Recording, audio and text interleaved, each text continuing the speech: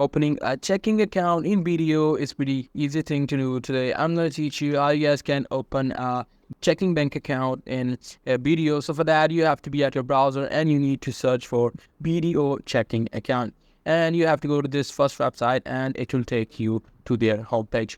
Now you just have to decide what type of checking account you want. So the first one is passive checking account, the second one is smart checking account. After deciding what checking account you want to create, you just have to click on this open an account and you will be brought to this page.